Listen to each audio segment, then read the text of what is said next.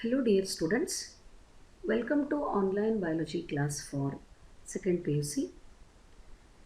Let us continue the next part of reproduction in organisms, and the specific bit which I am explaining is sexual reproduction. In the previous video explained about phases in the life cycle of sexually reproducing organisms. The three phases of life cycle are juvenile phase, reproductive phase, and senescent phase. Juvenile phase of the plants is called vegetative phase. During this phase, the organisms don't have the ability to undergo the sexual reproduction. Reproductive phase is the only phase during which organisms undergo sexual reproduction and they attain the ability to produce the gametes. Then senescent phase is old phase, and here the metabolic activity rate and cell division rate decreases. The organisms don't have the ability to undergo sexual reproduction. The sexual reproductive phase of the plants is characterized by flowering, and the reproductive phase of animals, especially mammals, is characterized by two cycles: menstrual cycle and estrus cycle. The reproductive cycle of primate mammals is represented by menstrual cycle like monkey, apes and human. Then non-primate mammals reproductive cycle is represented by estrus cycle, cow, sheep, the dog, like that. Examples are given. In the sexual reproduction, there are three events: pre-fertilization events, fertilization and post-fertilization. Up to this one, I explained it in the previous video.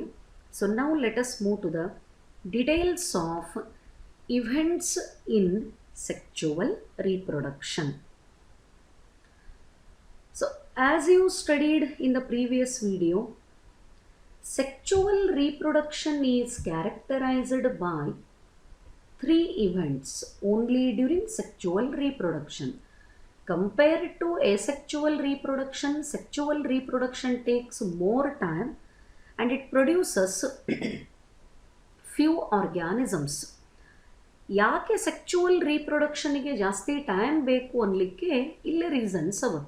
ಇದರೊಳಗೆ ಗೆಮೆಟ್ produce ಆಗಬೇಕು, gamete transfer ಆಗಬೇಕು, gamete fuse ಆಗಬೇಕು, zygote formation and zygote will develop into embryo. From the embryo the new organism is developing.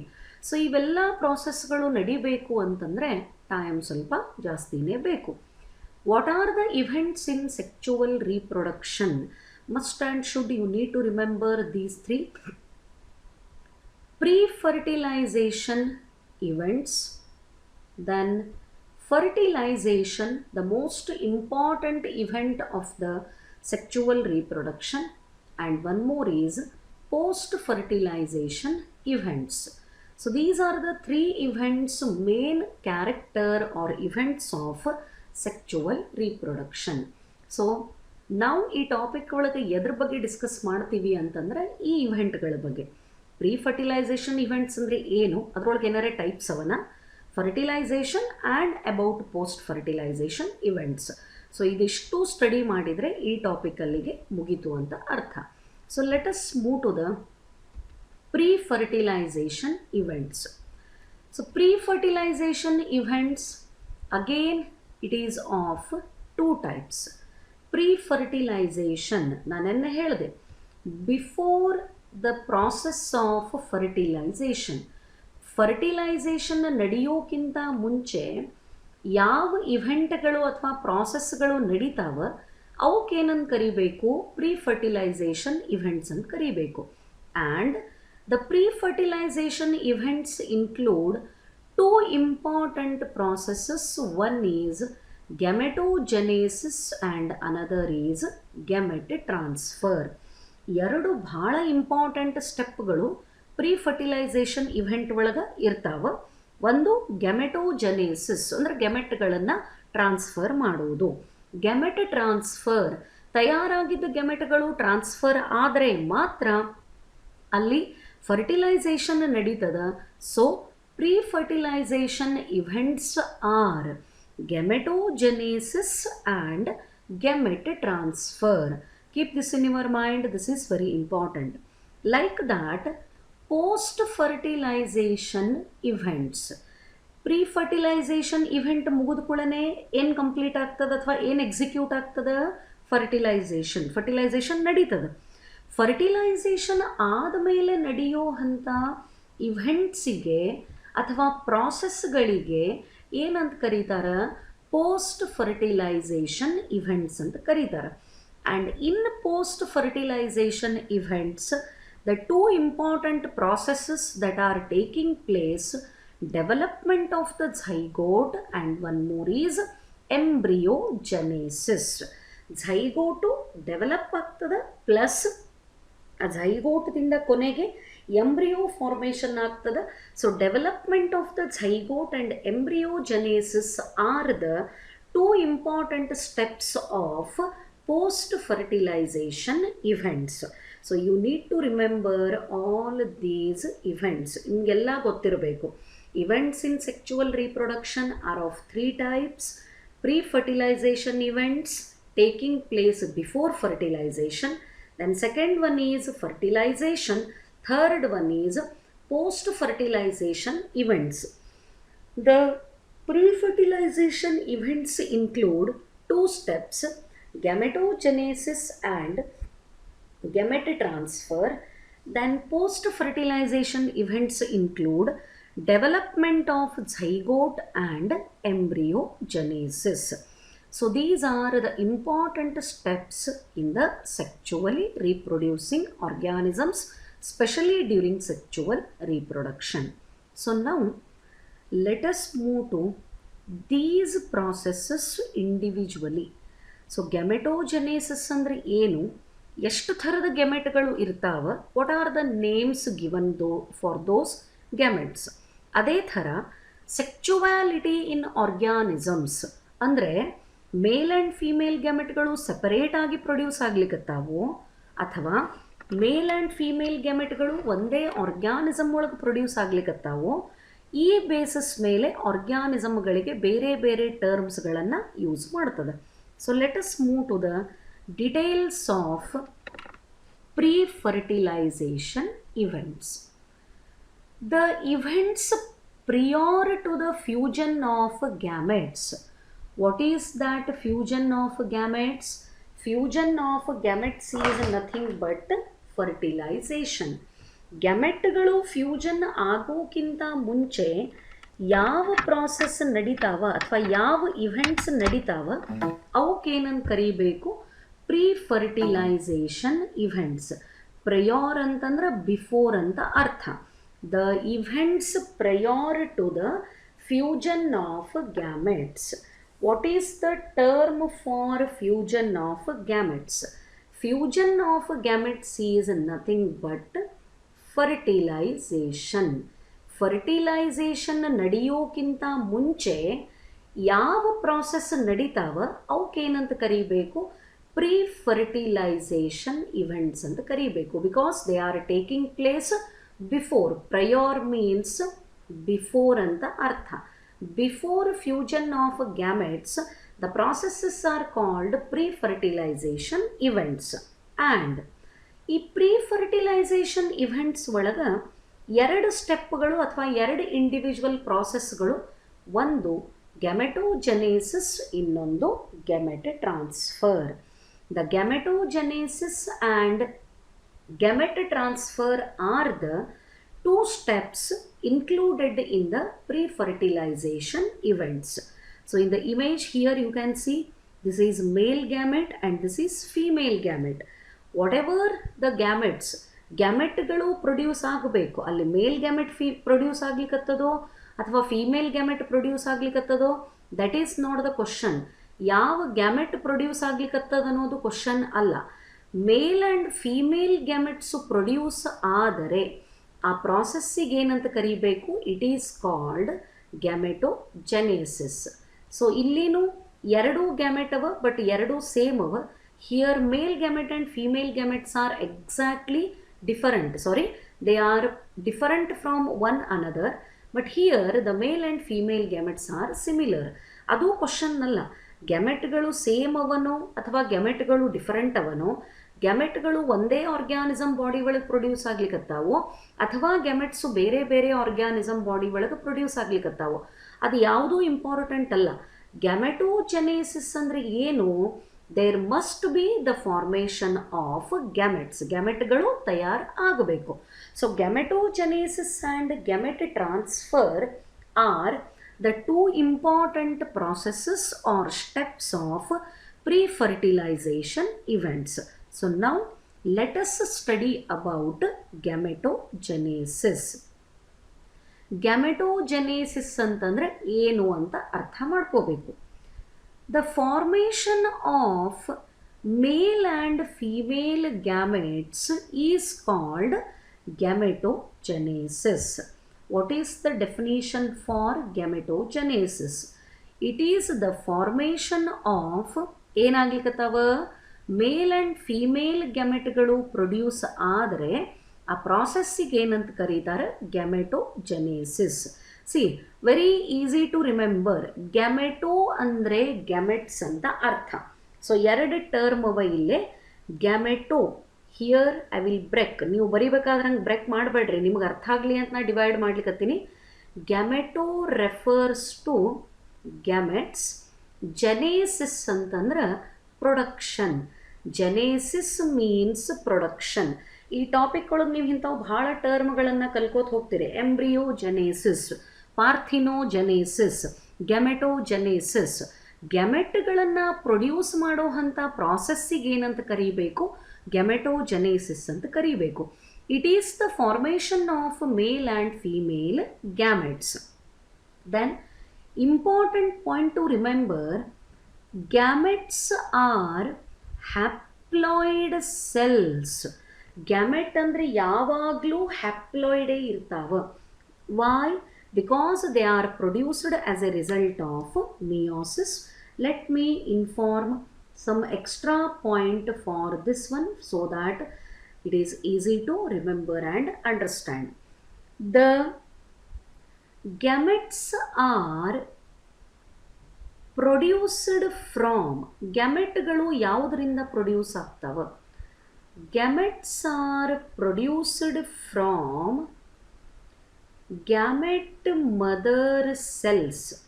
GMC stands for gamete mother cells.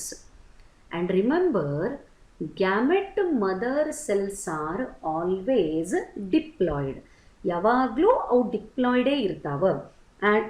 and these gamete mother cells undergo meiosis. What happens during meiosis? Diploid cell is converted into or reduced to haploid. From the gamete mother cells, the haploid structures are produced. They are nothing but gametes. And gametes are also known as sex cells because they participate in the sexual reproduction. ಯಾವ ಸೆಲ್ಗಳು ಗ್ಯಾಮೆಟ್ಗಳನ್ನು produce ಮಾಡ್ತಾವ ಅವಕ್ಕೆ gamete mother cells ಅಂತ ಕರೀತಾರೆ. Gamete mother ಸೆಲ್ಸ್ದು ploidy ಅಂತಂದ್ರೆ ಏನು? Number of chromosomal sets. What is the number of chromosomal sets ಅಂತ ನಾವು define ಮಾಡಿದರೆ ಅದಕ್ಕೆ ಪ್ಲಾಯ್ಡಿ ಅಂತ ಕರೀತಾರೆ. So gamete mother cells are always diploid. So diploid cell ಇದ್ದು ಹ್ಯಾಪ್ಲಾಯ್ಡ್ ಆಗಿ ಕನ್ವರ್ಟ್ ಆಗಬೇಕಾದ್ರೆ ಯಾವ ಸೆಲ್ ಡಿವಿಷನ್ ಅದನ್ನು ಎಕ್ಸಿಕ್ಯೂಟ್ ಮಾಡ್ತದೆ ಅಥವಾ ಸಪೋರ್ಟ್ ಮಾಡ್ತದೆ? Only meiosis. When gamete mother cells undergo the meiosis, the diploid cells gives rise to the formation of haploid structures called gametes, and gametes are also known as sex cells. And ಈ ಗ್ಯಾಮೆಟ್ಗಳು ಎಲ್ಲಿ participate ಮಾಡ್ತಾವ? They participate in the sexual reproduction. ಈ ಗ್ಯಾಮೆಟ್ಗಳನ್ನು produce ಮಾಡೋ ಪ್ರಾಸೆಸ್ಸಿಗೆ ಏನಂತ ಕರೀಬೇಕು? Gametogenesis. Hope it is clear. So ಗ್ಯಾಮೆಟ್ಗಳನ್ನು ಅದರದ್ದು ಸ್ಟ್ರಕ್ಚರದ ಮೇಲೆ, ಅವುಗಳ ಸೈಜ್ ಮೇಲೆ ಮೇಲ್ ಆ್ಯಂಡ್ ಫೀಮೇಲ್ ಅಂತ ಹೇಳಿ ಎರಡು ಥರದ ಗ್ಯಾಮೆಟ್ಗಳು ಬರಬೇಕು. ಈ ಮೇಲ್ ಆ್ಯಂಡ್ ಫೀಮೇಲ್ ಗ್ಯಾಮೆಟ್ಗಳು ಮಾರ್ಫೋಲಜಿಕಲಿ ಹೆಂಗವ, ನೋಡೋಕೆ ಹೆಂಗೆ ಕಾಣ್ತಾವ, ಎರಡು ಸೇಮ್ ಅವನು ಎರಡು ಡಿಫರೆಂಟ್ ಅವನು. Based on this character the gametes are of two types: homogametes called isogametes, heterogametes called anisogametes. What is the criteria used for classification? Based on appearance of male and female gametes. ಮೇಲು ಮತ್ತು female ಗ್ಯಾಮೆಟ್ಗಳು ನೋಡೋಕೆ ಹೆಂಗೆ ಕಾಣಿಸ್ತಾವ, how they appear, ಯಾವ ರೀತಿ ಕಾಣಿಸ್ಲಿಕ್ಕತ್ತಾವ, ಎರಡೂ same ಅವನು ಎರಡೂ different ಅವನು. ಈ ಬೇಸಿಸ್ ಮೇಲೆ ಗ್ಯಾಮೆಟ್ಗಳನ್ನು ಎರಡು ಟೈಪ್ ಒಳಗೆ ಕ್ಲಾಸಿಫೈ ಮಾಡ್ತದ: homogametes also known as isogametes, then heterogametes also known as anisogametes. So now let us have a look on what is the definition and example for homogametes, what is the definition and example for heterogametes. Easy to remember. Let us move to the explanation. Homogametes, they are also known as isogametes. Homogametes ಅಂದ್ರೂ ಒಂದೇ, isogametes ಅಂದ್ರೂ ಒಂದೇ. ಇದನ್ನು ನೆನಪಿಟ್ಕೋಬೇಕು. What is another name for homogametes? Homogametes are also called isogametes. ಹೆಂಗವ? Homo means similar. Homo ಅಂದರೆ similar ಅಂತ ಅರ್ಥ. These are similar gametes. That means they cannot recognise into male and female gametes. Here in the image you can see. ಇವು ಎರಡು gamete ಅವ. ಇದರೊಳಗೆ ಒಂದು gamete ಮೇಲು, ಒಂದು ಗ್ಯಾಮೆಟ್ ಫೀಮೇಲು. ಬಟ್ ನೋಡಿದ ತಕ್ಷಣವೇ ಸ್ಟ್ರಕ್ಚರ್ ಏನದ, ಎಕ್ಸಾಕ್ಟ್ಲಿ ಸಿಮಿಲರ್ ಅವ. ಇದರೊಳಗೆ ಯಾವುದು ಮೇಲ್ ಗ್ಯಾಮೆಟು ಯಾವುದು ಫೀಮೇಲ್ ಗ್ಯಾಮೆಟು ಅಂತ ಹೇಳಿ ಐಡೆಂಟಿಫೈ ಮಾಡಲಿಕ್ಕೆ ಅಥವಾ ಡಿಫ್ರೆನ್ಷಿಯೇಟ್ ಮಾಡಲಿಕ್ಕೆ ಪಾಸಿಬಲ್ಲೇ ಇಲ್ಲ. Because both male and female gametes are similar. This is the definition which you can use to represent for the homogametes. The male and female gametes are similar in their shape and size. ಅದನ್ನೇ short ಆಗಿ ಏನಂತ ಹೇಳಬಹುದು, morphologically similar. ಯಾವಾಗ male and female gametes ನೋಡೋಕೆ morphologically ಅಂದರೆ external appearance, ನೋಡಿದ ತಕ್ಷಣ identify ಮಾಡೋಕೆ ಬರೋದೇ ಇಲ್ಲ. Which one is the male gamete and which one is the female gamete. ಈಗ ಇಲ್ಲಿ ಇನ್ನೊಂದು ಇಮೇಜ್ ಅದ, ಅಬ್ಸರ್ವ್ ಮಾಡಿರಿ. ಇದು ರೌಂಡ್ ಇರೋದು ಫೀಮೇಲ್ ಗ್ಯಾಮೆಟು, ಇದು ಈ ಥರ ವರ್ಮ್ ಗತೆ ಟ್ಯಾಡ್ಪೋಲ್ ಗತೆ ಏನದ ಇದು ಮೇಲ್ ಗ್ಯಾಮೆಟ್. ಈ ಕಡೆ ನೋಡ್ರಿ, ಇಲ್ಲಿ ಮೇಲ್ ಗ್ಯಾಮೆಟ್ ಕಾಣವಲ್ತು, ಅಷ್ಟು ಸಾಣದದ. This larger one is the female gamete. ಅಂದರೆ ಈ ಇಮೇಜ್ ಒಳಗೆ ಏನಾಗ್ತದ, just by looking at the structure ನೋಡಿದ ತಕ್ಷಣವೇ ಹೇಳಬಹುದು which one is the male gamete and which one is the female gamete.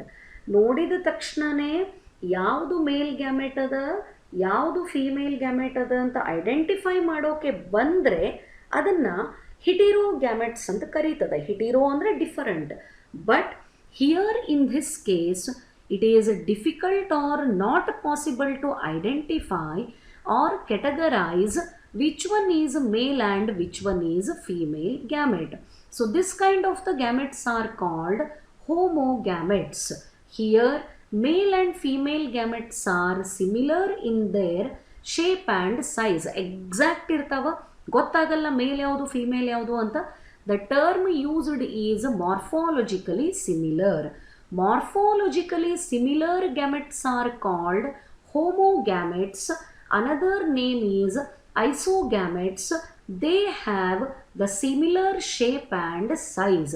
Such gametes are called homogametes, and in homogametes it is difficult to identify or differentiate male and female gametes. The example are in some algae, but one example is given, Cladophora. In Cladophora and in many algae, the homogametes are produced. Then ಇದು ಅರ್ಥ ಆದರೆ ಇದು ಬಹಳ easy ಅರ್ಥ ಮಾಡ್ಕೊಳ್ಳೋಕೆ. Morphologically similar, shape and size similar ಇದ್ದು male and female gamete ಅಂತ identify ಆಗ್ತಿದ್ದಿಲ್ಲ ಅಂದ್ರೆ ಅವಕ್ಕೆ ಏನಂತ ಕರಿಬೇಕು, ಹೋಮೋಗ್ಯಾಮೆಟ್ಸ್ ಅಂತ ಕರಿಬೇಕು. When the male and female gametes are dissimilar, male and female ಗ್ಯಾಮೆಟ್ಗಳು ಕಂಪ್ಲೀಟ್ ಆಗಿ ಚೇಂಜ್ ಇರಬೇಕು. ಎದ್ರೊಳಗೆ in their shape and size. When male and female gametes are dissimilar in shape and size ಅಥವಾ ಮಾರ್ಫಾಲಜಿಕಲಿ ಡಿಸ್ಸಿಮಿಲರ್, ನೋಡೋಕೆ ಬೇರೆನೇ ಕಾಣಿಸ್ತಿದ್ರೆ ನೋಡಿದ ತಕ್ಷಣ ಹೇಳ್ಬೋದು. Larger in size, spherical shape ಇದ್ದರೆ this is the female gamete. Smaller in size with different shape ಇದ್ದರೆ ಇದನ್ನು ಮೇಲ್ ಗ್ಯಾಮೆಟ್ ಅಂತ ಕರೀತಾರೆ. When the gametes are morphologically dissimilar, they are called heterogametes. What is another name for heterogametes? heterogametಗಳಿಗೆ ಇನ್ನೊಂದು ಹೆಸರು ಏನಂತ ಕರೀತಾರೆ? heterogametes are also known as anisogametes. heterogametes are also called anisogametes. They are dissimilar in their shape and size, and the single term used to describe the structure is morphologically dissimilar. When male and female gametes show different shape and the size, it is called morphologically dissimilar gamete and they belongs to the category of heterogametes. Then in case of heterogametes ಒಳಗೆ ಮೇಲ್ ಗ್ಯಾಮೆಟಿಗೆ specific ಟರ್ಮ್ಗಳನ್ನು ಬಳಸ್ತದೆ.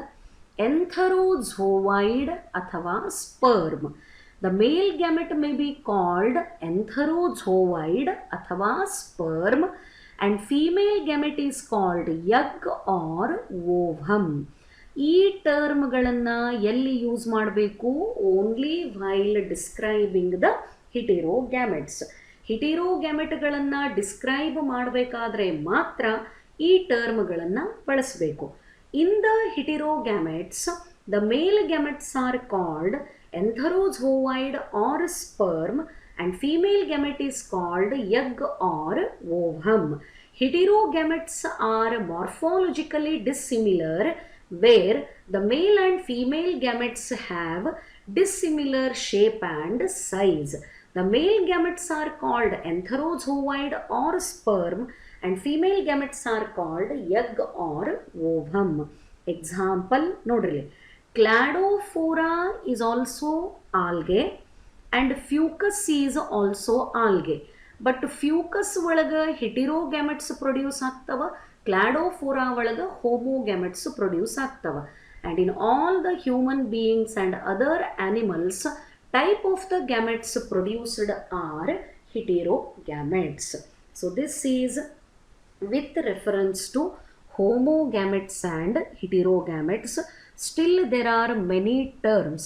Sexuality ಅಂತ ಹೇಳಿ ಇದರೊಳಗೆ ಒಂದು part ಬರ್ತದೆ, ಅದರೊಳಗೆ ಬಹಳಷ್ಟು ಟರ್ಮ್ಗಳನ್ನು ನೀವು ಸ್ಟಡಿ ಮಾಡಬೇಕು. ಹರ್ಮ್ಯಾಪ್ರೋಡೈಟ್ ಅಂದ್ರೇನು, ಮೋನೋಶಿಯಸ್, ಡಯೋಶಿಯಸ್, ಹೋಮೋಥ್ಯಾಲಿಕ್, ಹಿಟಿರೋಥ್ಯಾಲಿಕ್ ಆ್ಯಂಡ್ ಪರ್ಟಿಕ್ಯುಲರ್ ಎಕ್ಸಾಂಪಲ್ಸ್. ಅದಕ್ಕೆ ಆದಂಥ ಸ್ಪೆಸಿಫಿಕ್ ಎಕ್ಸಾಂಪಲ್ಗಳನ್ನು ಮೆನ್ಷನ್ ಮಾಡಬೇಕು. And that part I will continue in the next video. Hope explained part is clear for you. Thank you.